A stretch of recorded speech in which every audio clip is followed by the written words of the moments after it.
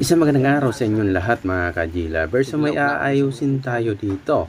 So pasensya na kayo kung medyo maingay kasi maulan po dito mga ka-G-Lovers. So itong aayusin natin, medyo pinahirapan ako dito. So tinanggalan ko na siya ng IC. Akala ko meron akong IC. So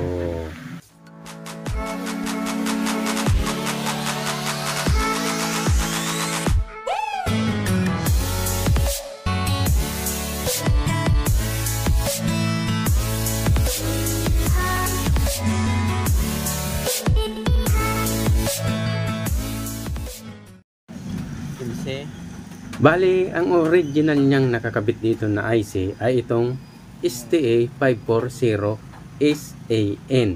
15 pin po yan. So, ang available lang sa amin dito sa shop, wala akong ganyan, ay itong STA540SA walang N. 19 pin po. So, hindi kumasya. So, ang ginawa natin dito mga ka-J-Lovers, ay naghanap ako ng alternatibo na pwedeng magamit. So napamodify nga ako dito. Talagang medyo mahirap din. So ito yung ginamit ko. TDA 7297SA. So papaliwanag ko sa inyo yung pagkakaiba ng dalawa niyan. Yung TDA 7297SA at itong STA 540SAN. So mamaya titingnan natin. So, dinita-sheet ko muna siya. Hinanap ko muna sa datasheet kung ano yung pagkakaiba nito. So, nung tinignan ko, napagtanto ko, isang paalang yung pagkakaiba. So, tingnan natin. Bali, ito yung STA 540SAN. Tinignan natin sa datasheet. So, tingnan pa natin yung pin configuration nito o description. Ito yung pin description niya. So, sa pin number 1 ay out 1, out 2 sa pin number 2. Sa number 3 ay BCC. Input 1, input 2 sa 5.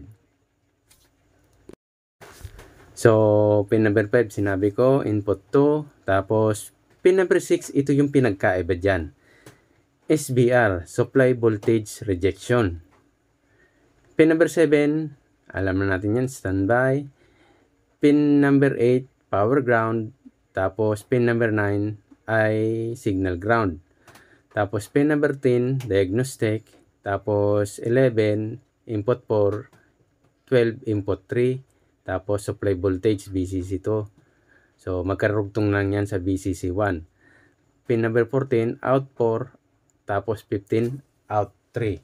So tandaan nyo yung datasheet ng STA 540SAN. So, tingnan naman natin yung TDA 7297SA.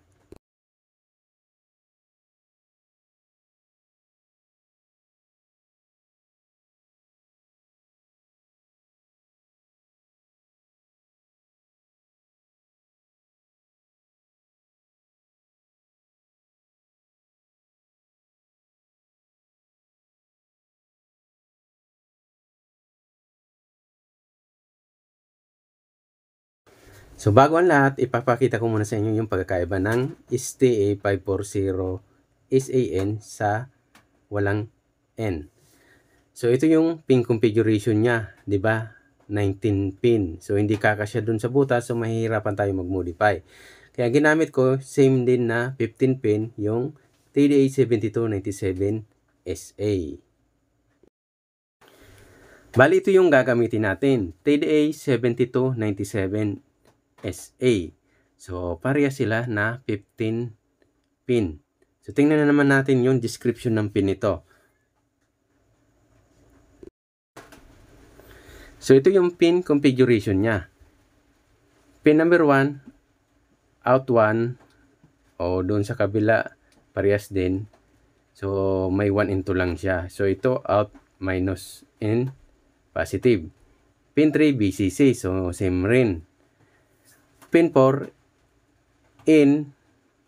Tapos pin 5, NC dito, non-contact. So, doon meron nakalagay. Pin 6 ay mute. So, dito nagkaiba mute siya. Kita nyo, mute. Doon is BR. So, 7, parehas din. 8, parehas din. 9, parehas din. Itong 10, tapos 11, same din rin yan. So, yung connection yan, parehas din. Medyo nakakalito lang mga ka-G-lovers, diba? Itong pin number 10, pin number 11, at pin number 5 in C o non-contact. So, hindi yan ginamit dun sa diagram niya. Pero ginamit ko rin yan kasi pwedeng gamitin yan. So, mamaya papakita ko sa inyo mga ka-G-lovers. Doon sa STA natin na 540 SAN, itong SBR, itong supply voltage rejection, capacitor yung ginagamit. 470 UF, tapos minimum 50. Yan, wala siya maximum na dB. So, dito naman sa TDA 7297 SA, yung pin number 6 ay mute. So, minimum niya ay 2.3 volts. Maximum niya ay 4.1 volts. So, tandaan nyo yan mga ka-G-lovers kasi yan yung i-modify natin para gumana yung IC na to para doon. So, tandaan nyo mga ka-G-lovers, nakakalito, diba? So, mag-datasheet muna tayo. Bali, ito yung diagram ng 540. So, tingnan nyo yung pin number 6. Kita nyo mga ka-G-lovers, pin number 6. Meron siyang capacitor na nakalagay. 47 UF, 25 volts, papuntang ground. So, tingnan nyo yung pin number 11 dito. Tapos yung mga sinabi ko kanina na na-NC doon sa kabila, may mga connection, di ba? So, tingnan naman natin yung isa sa TDA. Ito yung sa TDA. So, tingnan nyo naman yung pin number 6 nito, yung mute. Meron siya nakalagay na capacitor na 1 UF. Walang nakalagay na volts. 1 UF ha. Tapos, meron siyang nakalagay na 10K resistor. Diba? 10K resistor, nakita nyo. Yan. Yan yung gagawin natin. Tapos, hanapin nyo yung pin number 11. Wala siyang connection. Pero ginamit ko yan. So, tingnan yung gagawin natin. So, mag-actual na tayo. So, dito, ikakabit muna natin yung IC. So, ito yung IC niya, mga ka-G-lovers. Kakabit muna natin na. So, skip muna natin yung pagkabit nito kasi hahaba yung video natin. So, madali lang naman ikabit tong IC. So, skip ko na lang siya.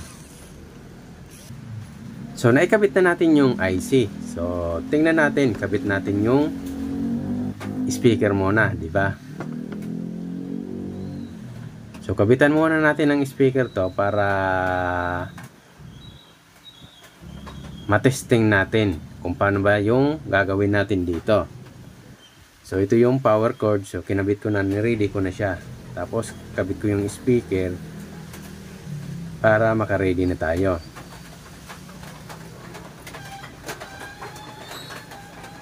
So, kakabit natin dito yung, natanggal pa yung ano. Kakabit natin yung speaker dito sa left and right rin. So, titingnan natin, gagamitin natin yung nakita natin na datasheet para mapagana yung IC na to. Kasi, pag hindi mo siya minodify, pag tinesting mo to, hindi yan tutunog mga ka-G-lovers. Tandaan nyo, hindi yan tutunog.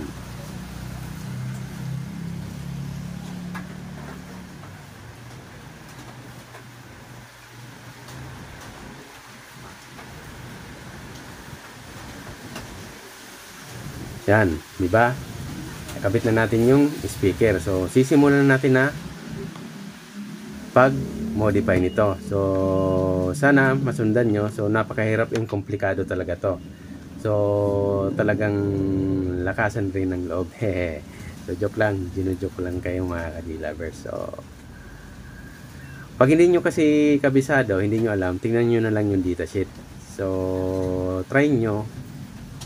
So, paano nyo paganahin? So, gawan nyo na lang ng paraan kung paano nyo siya paganahin. So, ang gagawin natin, tatanggalin ko muna itong papunta dun sa preamp nya. Yan.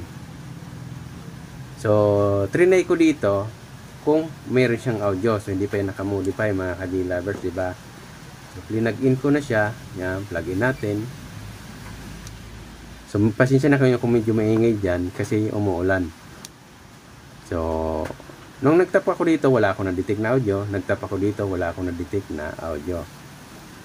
So, ang ginawa natin, dahil TDA 7297 SA to, so, kailangan i-modify natin. So, nag-test tayo. So, tinis ko muna yung voltage nito na dumadaloy. So, basta nasa 17 volts yung dumadaloy dito. Yan, 17 nung pag-test ko. So, baliktad pa yung multimeter natin. So, diretso naman siya dito sa ground. Pag tinis mo yung negative niyan, baliktad lang yung multimeter natin. Diretso na yan dito sa ground. So, ibig sabihin, umabot yung ground sa sa IC. Yan, umabot sa IC yung ground. So, wala tayong nadidetect. So, next natin, i-check natin yung positive nito. So, dito binaliktad na natin yung test probe natin. So, para mahanap natin yung positive naman. So, baliktad kasi yung pag-test natin kanina. So, ground yun, nakuha natin yung ground, umabot sa IC. Ito yung positive. So, 17 volts. So, yurin natin yung positive. Ito yung negative. Yung ground na papuntang IC. Dalawa yan. Yung signal ground na naka-short dyan. Signal ground at power ground. Ito yung positive. BCC1 at BCC2. So, meron siyang jumper. Yan. 17 volts. Papunta na yan dito sa IC. 17 volts. Yan. Lilipat yan dun sa kabila. May jumper yan. Yan. Tingnan nyo na lang yung diagram ko kanina. Yan. Basta lilipat yan. Kasi dalawang BCC to. Yan. Parehas din nung 540. So, ibig sabihin, parehas yung configuration ng power niya. Ito yung pin number 6. Tinis ko kanina, may ground to. So, pin number 6, ito yung capacitor yung nakalagay. So, dito tayo mag-modify. Itong positive side, ito, positive side yan ng capacitor. Lalagyan natin ng resistor. So, titingnan ko muna, 10K muna yung gagamitin ko. Yan, 10K muna yung gagamitin ko. Wala yan audio eh. Wala yan audio, diba? So, nilagyan ko siya ng 10K. Tapos nag-audio test ko, hindi ko marinig masyado kasi medyo maulan, kaya inactual ko siyang tinesting pinatunog. So, maintindihan nyo yan mga ka-D-lovers.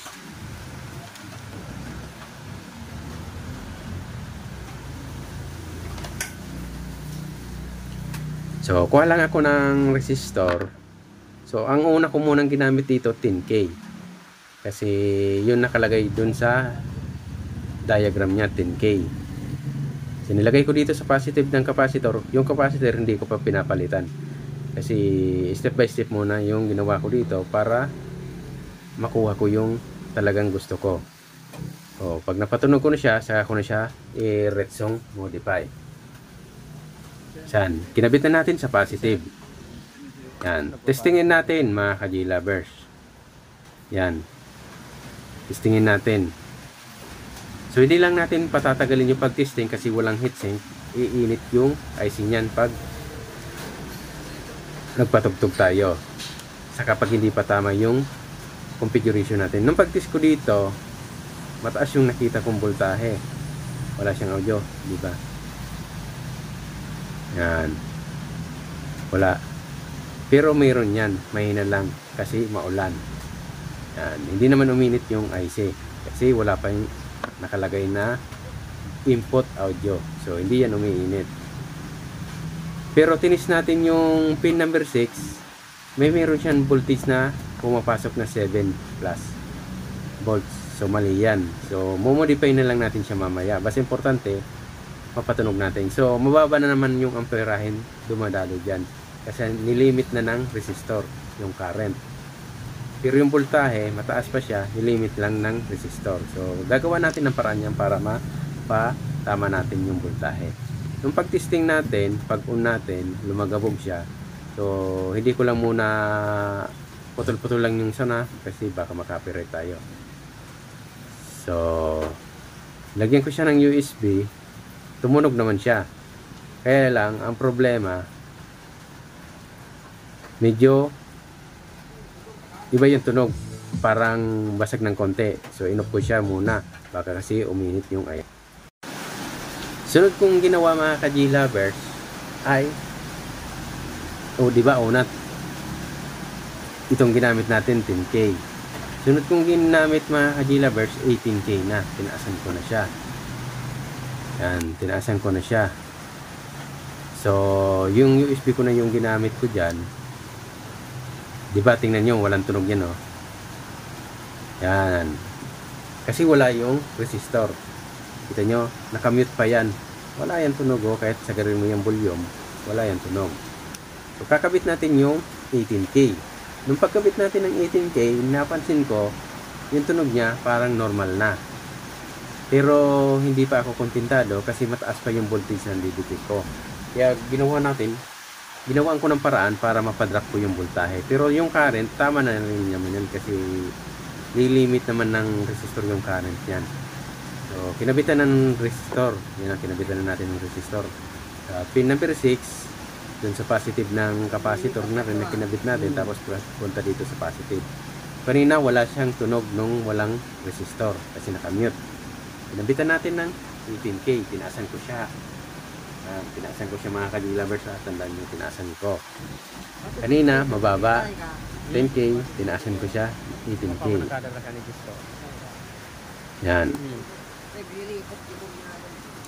Pag on natin,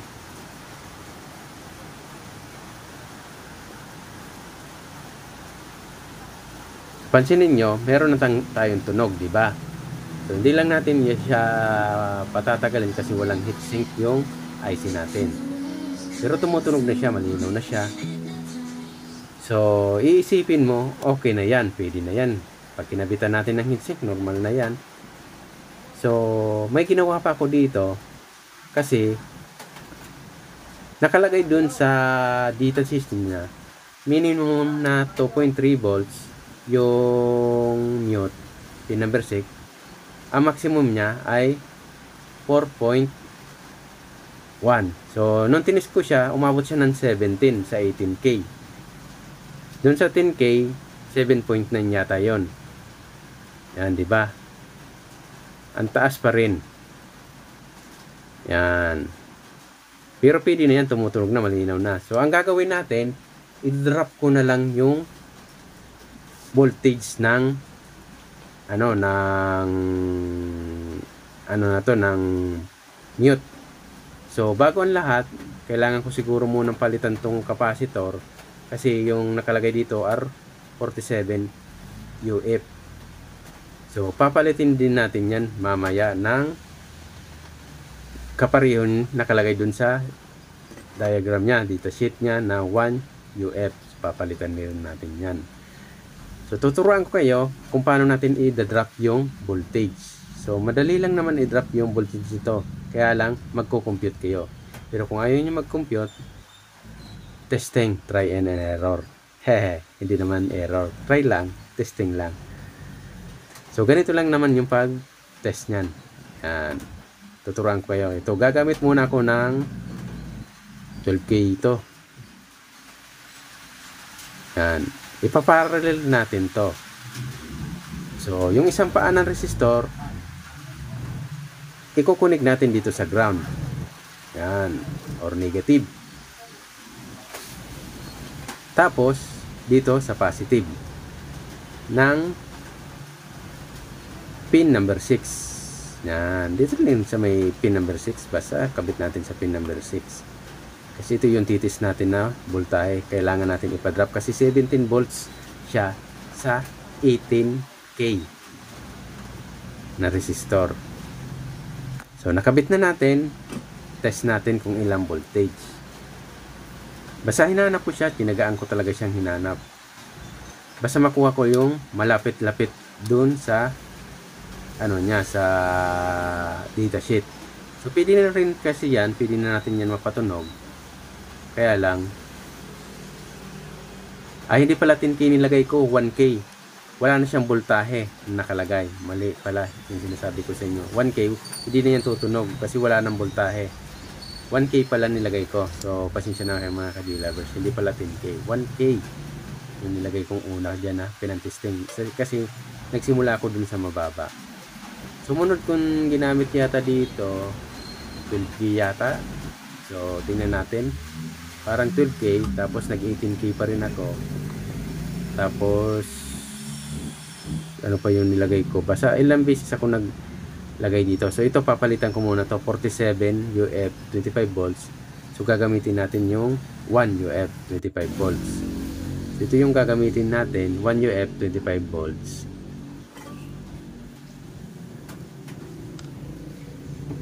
Yan, tanggalin lang natin ulit. So, akala ko nga magda-drop na siya kasi pinalitan natin ng capacitor. Hindi pa rin siya nag-drop. So, pero yung tunog niya, wala na tayong problema. Malinaw na yung tunog sa 18K. Wala na tayong problema. Talagang tinanay ko, malinaw na yung tunog. 12 volts to 220. Kaya, sundan nyo itong ginagawa natin. Tapusin yung video para mas maintindihan nyo yung ginagawa ko. So, napakahirap din talaga i-modify kung hindi magkaiba yung ginamit natin na IC. Pero at least napatunog natin to. So, pinilitin natin ng 1 UF 25 volts. So, tinignan ko kung magda-drop na siya kasi nagpalit nga tayo ng capacitor. So, yung nakalagay dun sa TDA7297SA, ang ginamit talaga nila dun ay 1 UF. Wala lang volts na nakalagay. So, 25 yung ginamit ko kasi 17 volts yung maximum voltage ng power supply natin. Hindi tayo pwede maglagay ng 16, baka lumobo. So, yan, nilagay na natin. So, nag-test ulit ako. Tinanggal ko yung 1K dyan na nakaparallel. Yan. Nag-test ulit ako ng voltage.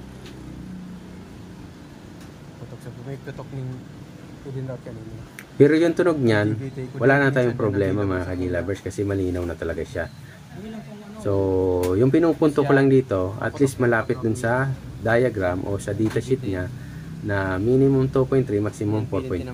So, mag 4.5, 5 volts, o malapit na yan kisa dito sa mataas-taas pa siya, 17. Kaya, pero tumutunog na siya. Hindi naman siguro masisira na yan kasi nakalimit na yung current ng resistor. Pero pinasiguro ko pa rin siya na pati yung voltage ay nasa tama. Yan. Nakabit na natin yung capacitor na 1 UF. So, trinay ko. Sabi ko baka magbaba na yung voltage kasi binabaan ko na yung capacitor. Ginaya ko na yung nasa datasheet niya. Yung pag-test ko pa rin, yan, tingnan nyo maigi, tinest ko pa rin, ganun pa rin 17. Pero hindi naman yan umiinit yung IC. Yan, tumutunog na rin niya, malinaw na yung tunog. Yan. So, hinahanap ko pa rin siya para mapadrop ko yung voltage to. So, kumuha ako ng 12K. Kumuha ako dito ng 12K ha, mga ka-G. Pasensya na kayo kasi pumunta pa ako sa loob niyan. Tapos, kumuha ko ng resistor. So, hindi na natin siya masyadong ini-skip. So, ito, kumuha ko yata 12K yata yung ginamit ko o 18K. Basta yung unang ginamit natin, 1K, hindi pwede kasi drop na yung voltage. Talagang drop na. Basta may ginamit ako dyan 18K, 12K, tapos yung pinaka-huli ko yatang ginamit ay 5.6K. 18K. 18K din yung ginamit ko. So, ito yung pangalawang ginamit natin. 18K. Tinaasan ko na siya. Yan. 18K. So, pare silang 18K. Nung pag-test natin, medyo mataas pa rin naman siya. Yan. I-test natin ha. Tingnan nyo maigi. 8.6. So, 8.6 siya sa 18K. O, parang 18K yata yan. So, kumuha pa ako ng ibang resistor. Kasi ang gusto kong lumabas talaga mga ka-G-Lovers, at least malapit dun sa 4.1 na maximum. Mag 4.5 or mag 5, okay na yan, malapit na, at least malapit. So wala na tayong problema niyan.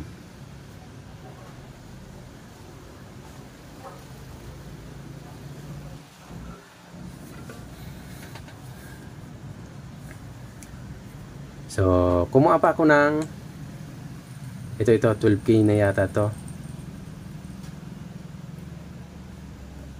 Yan, 12K.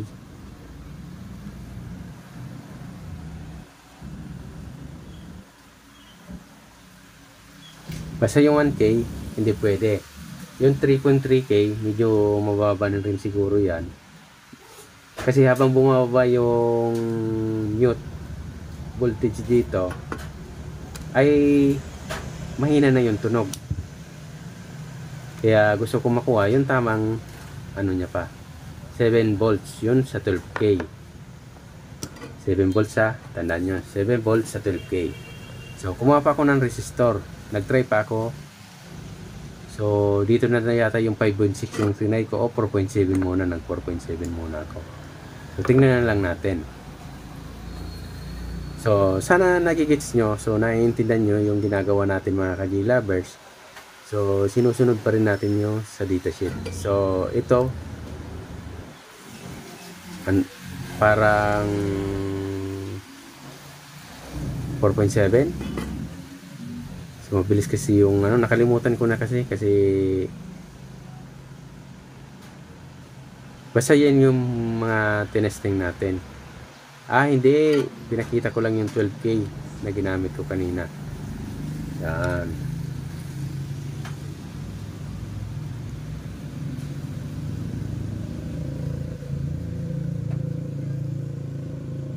4.7. 4.7 na tong ginamit ko. Yan, 4.7. Parang 4.7 na yata to.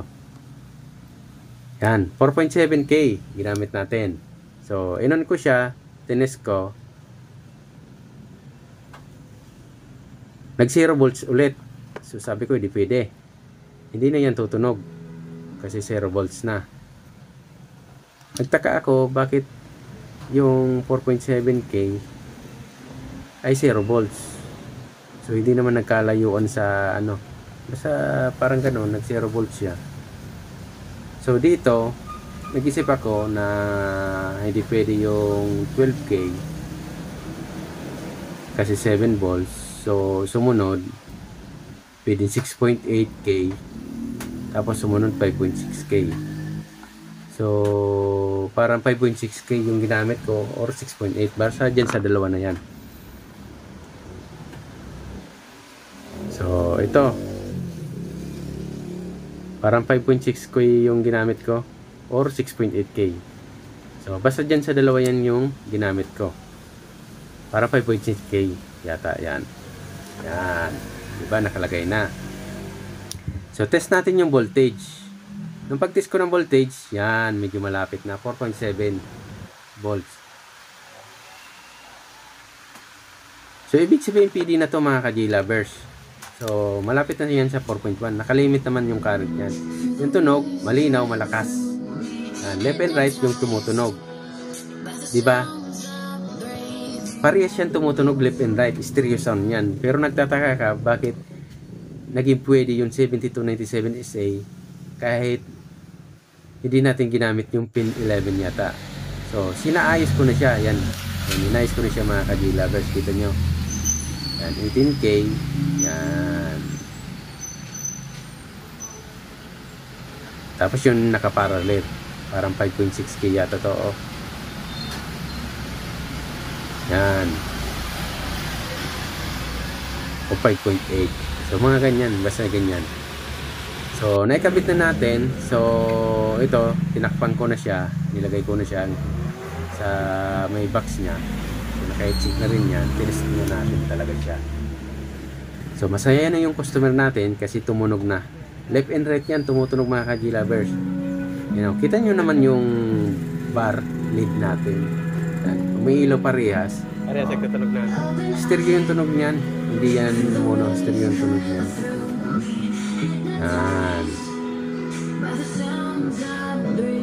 tingnan nyo yung ilaw dito. Yan. Yan, di ba? Okay na. So sana meron na naman kayong natutunan sa tutorial na natin na ito. Pinahirapan tayo nito mga ka-J-Lovers dahil hindi available yung IC. So kinailangan pa natin mag-modify. So ito, nagawa rin natin, napatunog rin natin. Yan. Sa pamamagitan ng pagtingin natin sa datasheet. So sana naintindihan nyo yung ginawa natin mga ka-J-Lovers. Sa pin number 6 lang yung ginalaw natin. Pinalitan natin yung capacitor, naglagay tayo ng resistor, tapos nagparallel tayo ng resistor para mapadrop yung voltahe. So, thank you very much.